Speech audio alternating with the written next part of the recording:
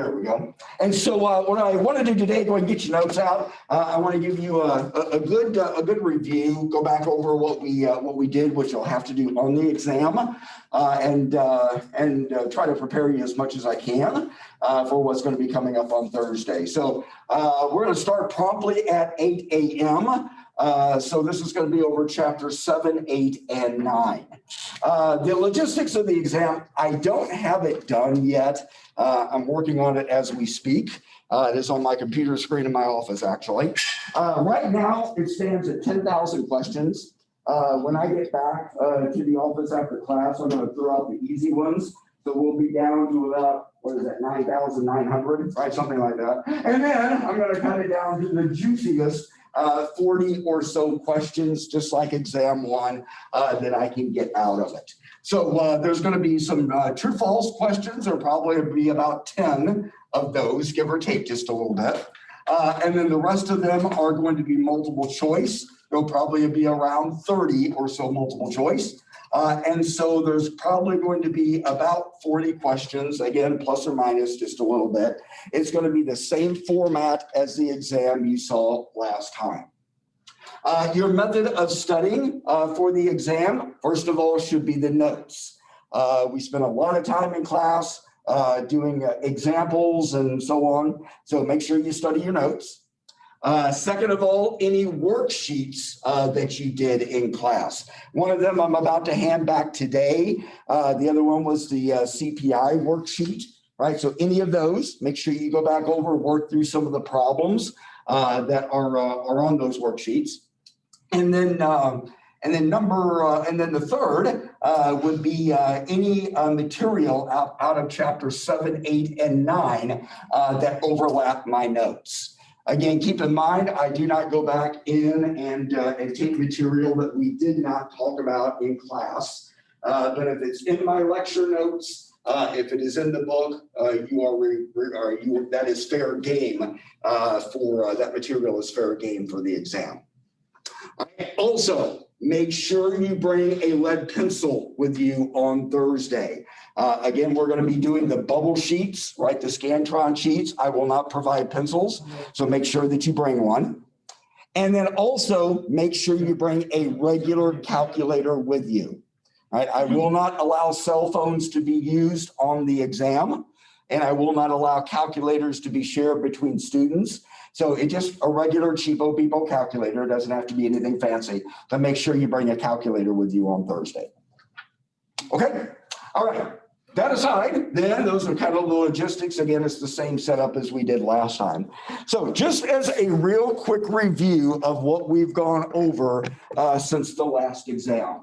We started off this entire discussion going in and saying, hey, look, we have a problem with the measurement of gross domestic product because prices change over time. So you need to understand what nominal gross domestic product is. And remember, nominal gross domestic product means that both prices and quantities are going to be changing over time. Right? So make sure you go in and you review what it means. And this is, by the way, this is what we go in and this is what we actually measure in the economy from year to year, because that's the data that we actually have available to us. But we said that is a problem and that nominal values cannot be compared over time because of these price level changes. And so the very first lecture in this entire thing, I took great pains to go in and set up why this is really a problem over time with going in. In fact, you cannot go in and you cannot compare nominal values over time because of those price level changes. So what we wanted to do was go in and change these nominal values over into real values, in our particular case, real gross domestic product. So understand that real gross domestic product is where you have prices constant over time. And so you're only going in and taking into account the quantity changes over time. So those are the only variables that you can really compare over time is the real values. All right, so we set that all up and we said that's our goal, is to go in and turn nominal into real values.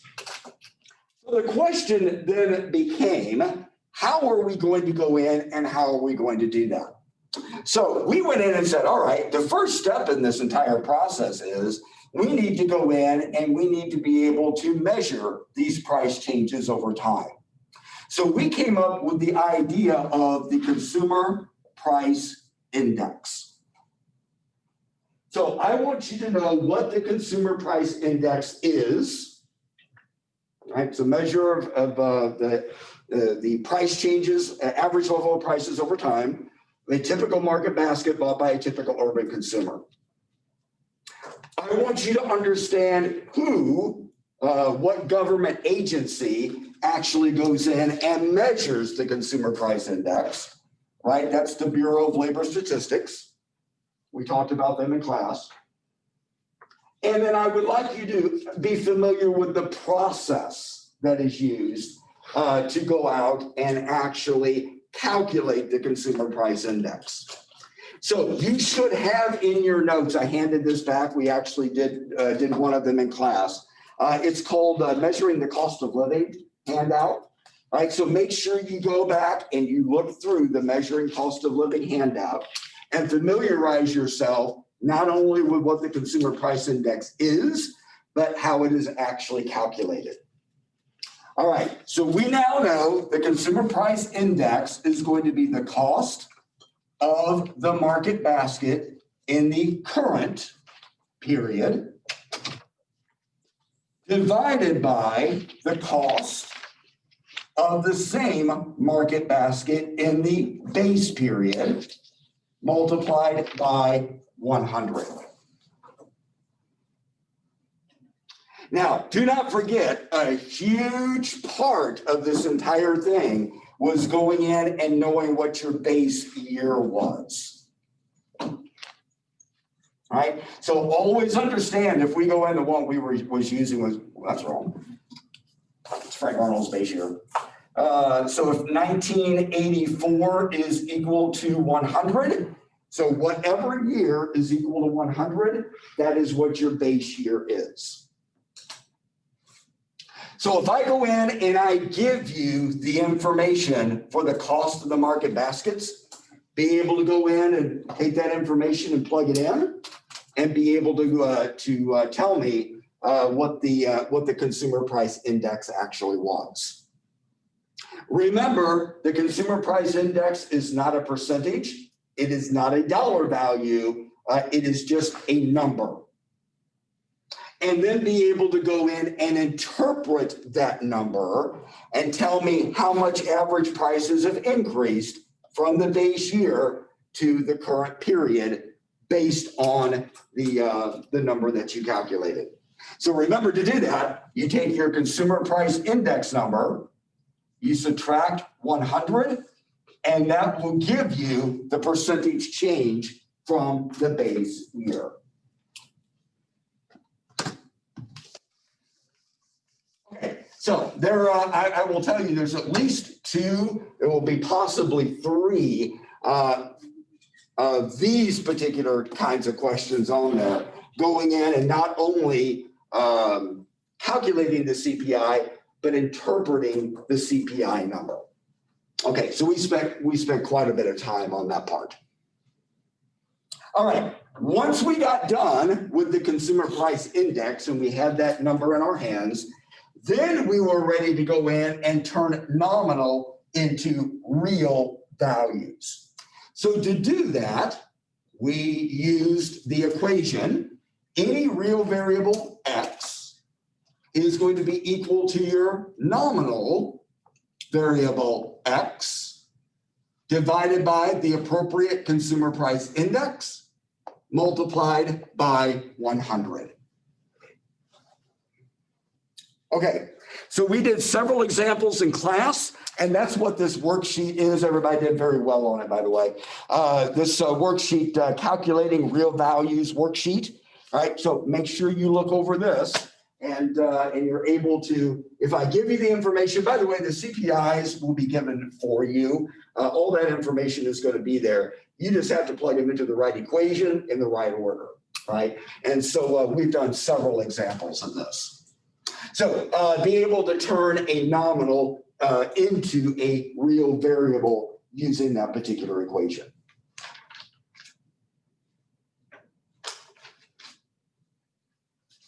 All right.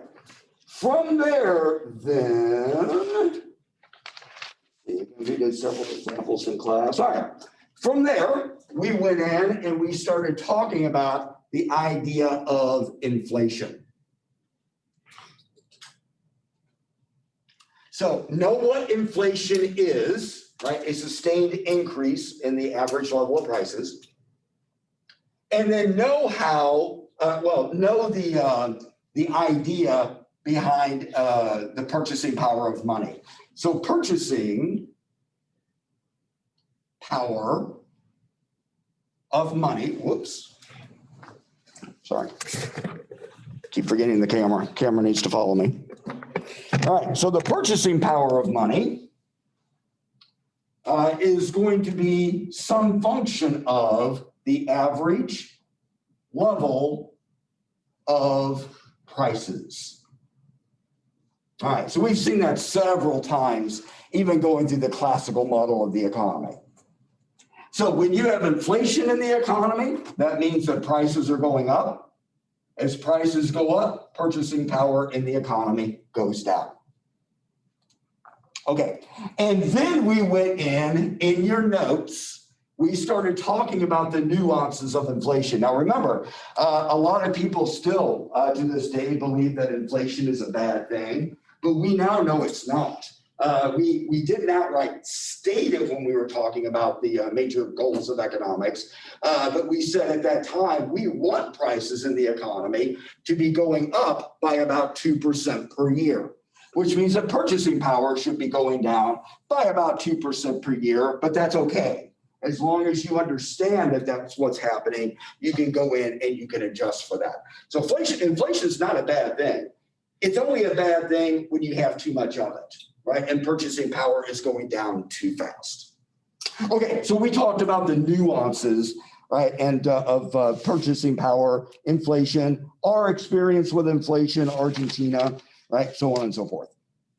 Then we went in your notes, there are three groups of people who get hurt by inflationary pressure. So make sure you know who those are, right? People who are on fixed incomes, people who sign long-term contracts, and people who do not expect inflationary pressure. Now, under the expectation of inflation, we went back to this idea of purchasing power again, and we started talking about the idea of the real return on an asset. So the real return is going to be equal to your nominal return minus inflation. All right, so your real return is equal to your nominal return minus inflation. So in your notes, there are a couple of examples of this. And the whole point of this is that people generally go in and they just look at the amount of their paycheck, just how big their paycheck is, or they go in and just look at the amount of money that they have in their hand versus what they had last year. And most people think that just because the amount you have in your hands this year is larger than what you had last year, then you're better off than what you were last year. And what we tried to show with this was that's not necessarily the case. So whatever you have in your hand, which is right here, that's not what's important. It's what you have in your hand will actually buy. And what that is determined by is this back number, which is inflation.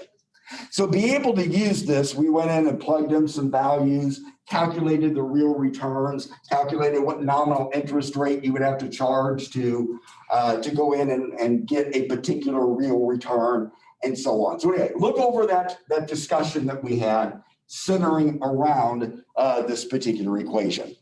Right. I think that one becomes very important in our society. A lot of people forget about it. All right. From there, we went in and we started talking about the concept of the business cycle. And so in your notes, you go in and you have output up here, you have over time, and you have a diagram that looks something like this, a sine wave. And then we described the 4 different phases of the business cycle, which would be the peak, the very highest points, the troughs, which are going to be the very lowest points. But then we went in and we concentrated more on between the peaks and the troughs. So here is where you have a recession. So in your notes, know what a recession is. And now remember, there's a very specific definition for a recession. Not every downturn in economic output defines a recessionary period. So make sure you look at that specifically. And also know the 2 characteristics of a recession. So in other words, during a recession, output in the economy is declining. And what's happening to unemployment?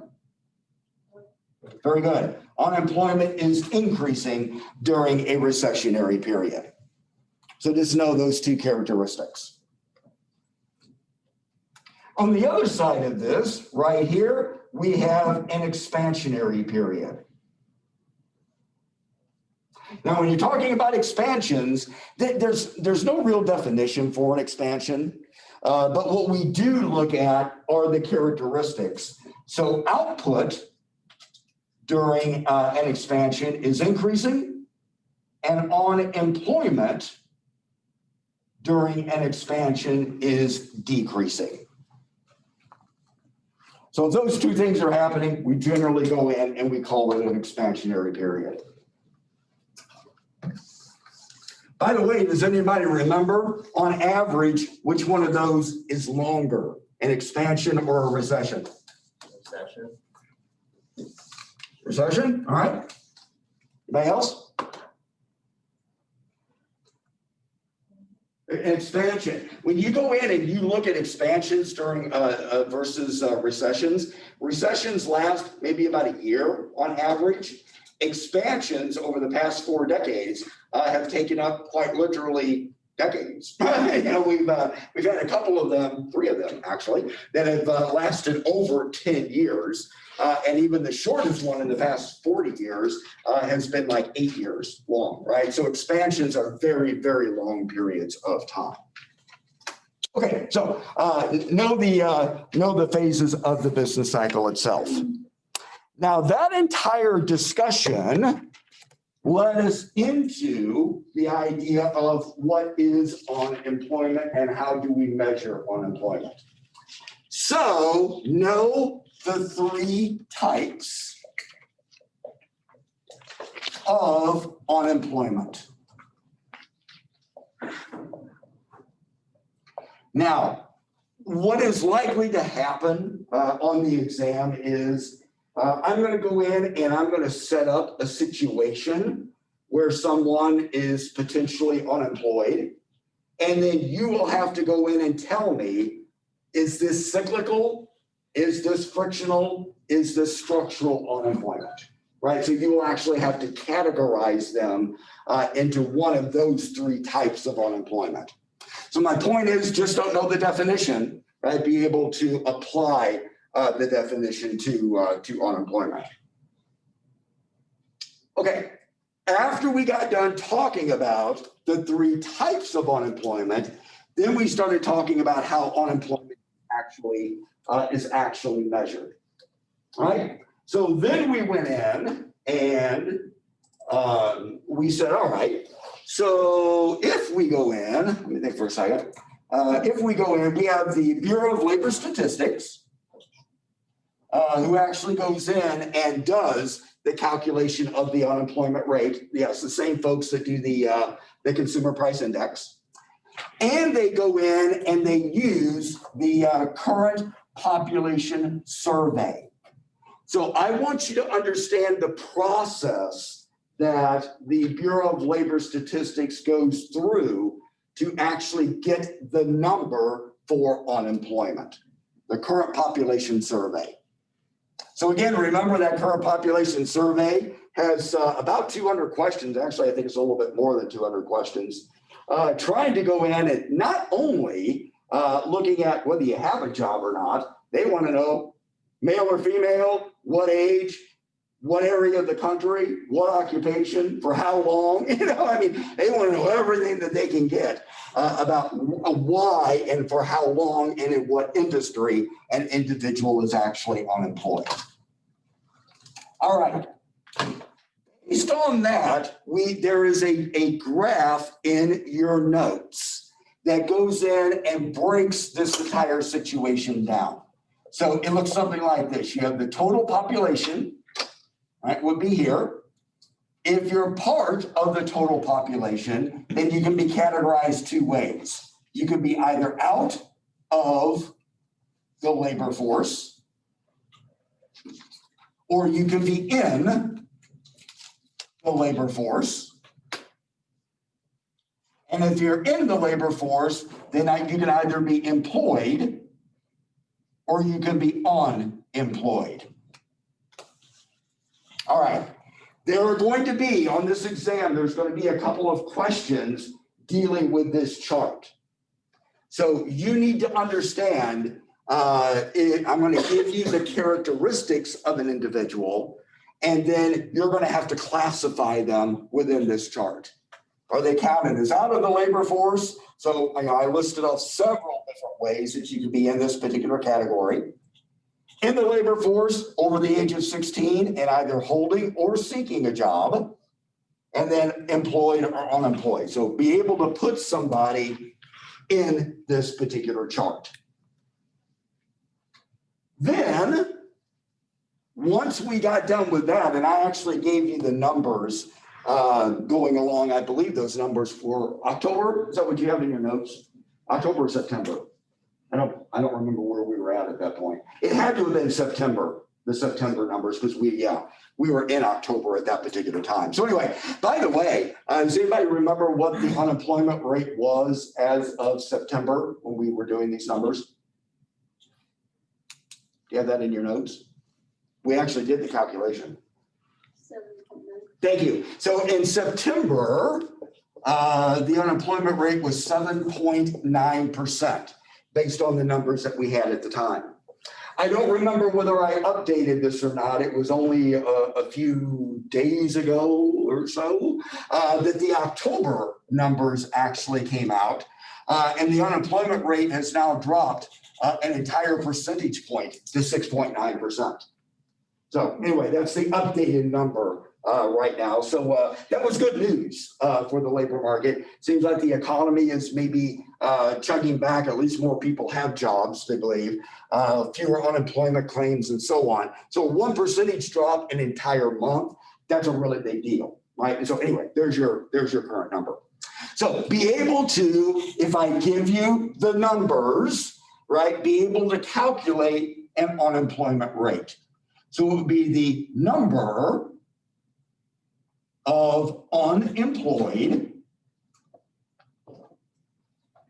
divided by the number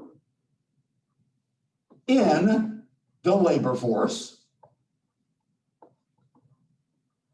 and then multiply that by 100.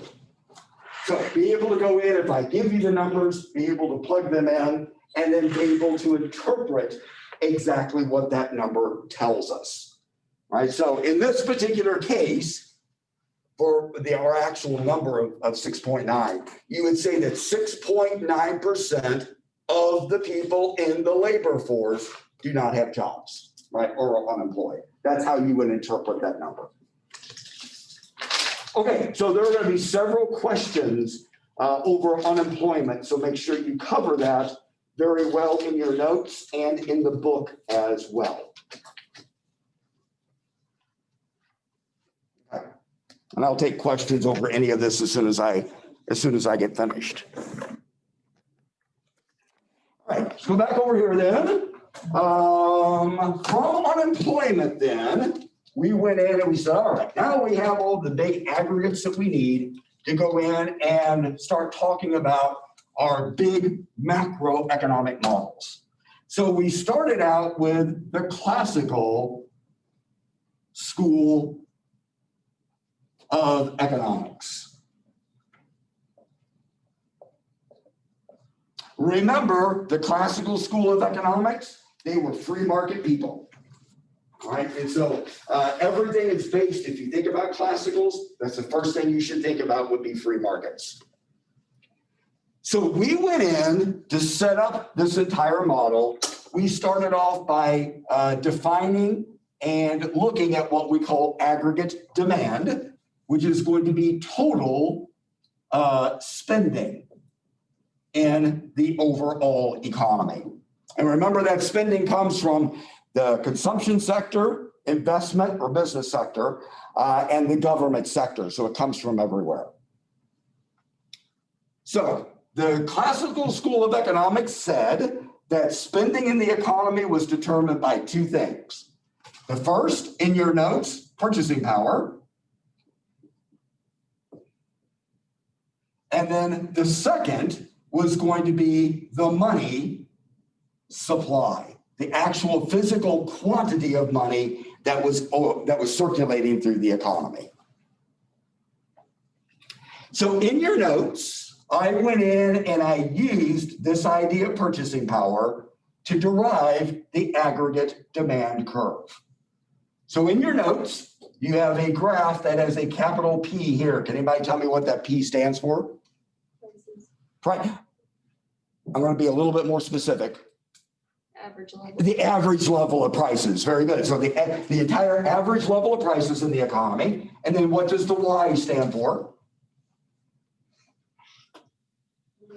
Real output. All right. Or real gross domestic product. So we use the idea of purchasing power to derive a downward sloping aggregate demand curve.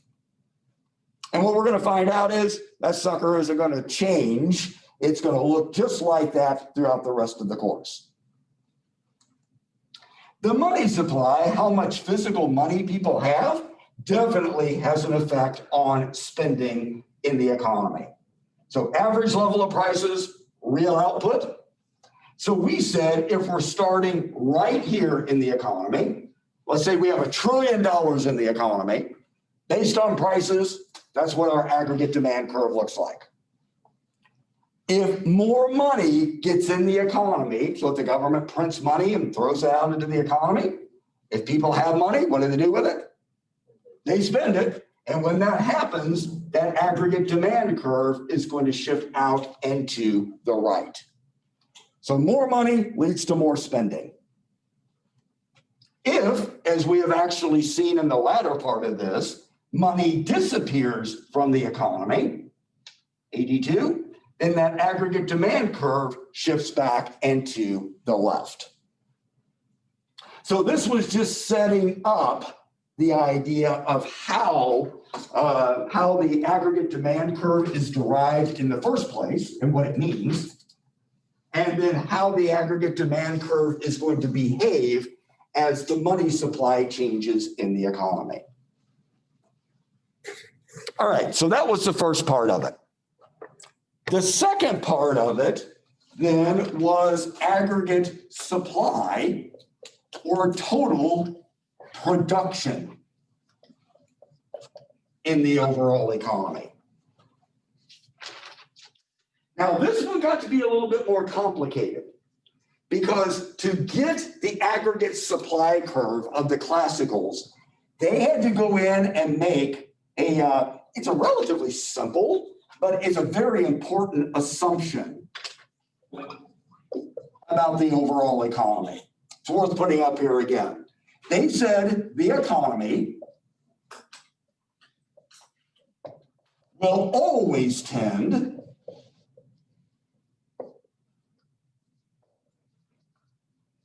toward full employment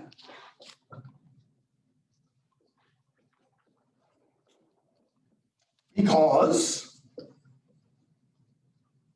wages and prices adjust quickly. All right, so there's going to be several questions concerning the aggregate supply curve, because there's a lot in this particular thing.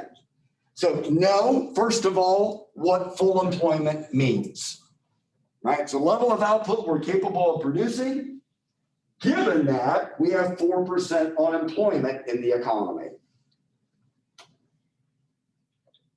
So remember, that's a measurable number. We can go out and we can figure out what that is. So the classical said, we will always tend back towards what we're capable of producing because wages and prices adjust quickly. So according to the classical economist, the economy had a self-correcting mechanism, the market, that was already built into this entire thing. So they said then that as far as policy is concerned, the first policy for the government is stabilize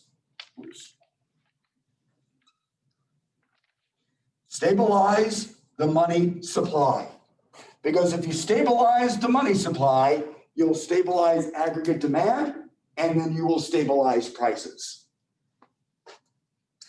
The second policy is simply laissez-faire, do nothing.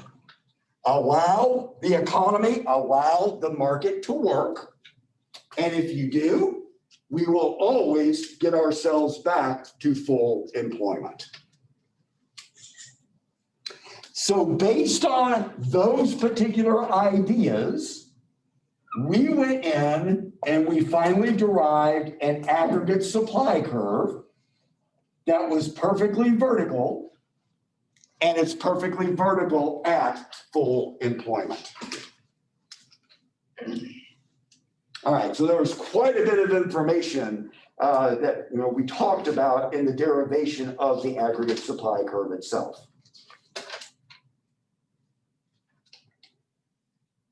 And then what we figured out doing then, after all of this, we put in our aggregate demand curve. We talked about the definition of equilibrium, which is right here, where aggregate demand is equal to aggregate supply. And then that goes in and sets the average level of prices in the overall economy. And then based on that idea, we went through and talked about the self-correcting mechanism, right? You have that in your notes. So if we get ourselves in a recession, unemployment is up, prices are up, people aren't selling their product, then the market is going to kick in. It's going to lower prices. It's going to lower wages. Purchasing power will go up, and that will bring us right back to where we needed to be. All right, and according to the classicals, that will go in and happen very, very quickly. But then, and in fact, we even showed data on the board. I went back and showed you the actual business cycle from 1835 through the early part of the 1990s. And it looked like the classical model worked beautifully. Right, the economy, we were in recessions, we were in depressions, no doubt about it, but the government stayed out of it. They tried to stabilize the money supply as best they could, but the economy always self-corrected, so it looks like the classicals had it. That's why, by the way, there was really no other economic model that could go in and that could compete with the classical theory. It was really easy, it's really intuitive, and it worked. Right? And so there was really no getting around it until October of 1929. And so in your notes, we went through what happened with the Great Depression, the money supply declining by 33% and why that was the case. And then what happened was that self-correcting mechanism of the classicals went away. And so prices and wages started to adjust, but they didn't adjust fully, and there we stuck and continued to sink into one of the worst depressions that not only the United States, but the world had ever seen. And the classicals had no idea what to do about it because nothing like this had ever happened before in the history of the United States. So that's where we left it. And we're setting up the idea of looking at our next model of the economy that tries to go in and address the issue of this self-correcting mechanism. Okay, so there's kind of where we left off. All right, a lot of material, right? A lot of ideas, but that's the general premise of what we've been going through so far. So does anyone have any questions about unemployment, the business cycle, aggregate demand, aggregate supply that you would like me to go in and talk about, refresh your memory about, what have you? Any questions at all? Okay, very good. Guys, take this exam seriously, right? There's a lot of material here. Oh, by the way, I don't want to forget, I want to hand these back. So remember, when we are going to get started on the exam promptly